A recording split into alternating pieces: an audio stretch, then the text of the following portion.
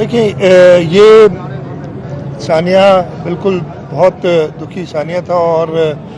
जैसे ये हुआ था सबसे पहले तो हमारी और अभी है कि पहले तो यही कोशिश थी कि अगर कोई ज़िंदा निकाल सके मलबे से लोग उनको निकालें जो जिनकी डेथ हो गई है। और जहाँ तक मुझे पता है 26 इस वक्त तक डेथ्स हुई हैं, इसमें उनकी लाशों को निकाला जाए और उनके लोगों के हवाले किया जाए। जहाँ तक बात है तो पहली तो अभी तक तो हमारी यही कोशिश कि जी जो रिकवरी का या रेस्क्यू का जो एक फेज़ था वो चला है, वो अब आज ख़त्म हो जाएगा। दूसरा मसला ये भी था कि ये मुहर्रम के आशूरे के दिन थे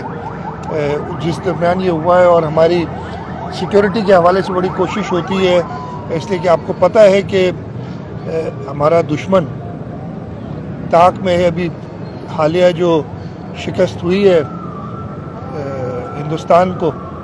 उसके साथ साथ जो ईरान और इजराइल का था, उसकी वजह से वो जो थ्रेट्स बहुत ज़्यादा थी, इस वजह से उस तरफ भी थोड़ा ध्यान था। जहाँ तक आपने बात की आगे क्या होगा, अच्छा इसमें फॉर्चुनेटली अनफॉर्चुनेटली काफ़ी खबरें भी आती रही जी फलाना हो गया ये,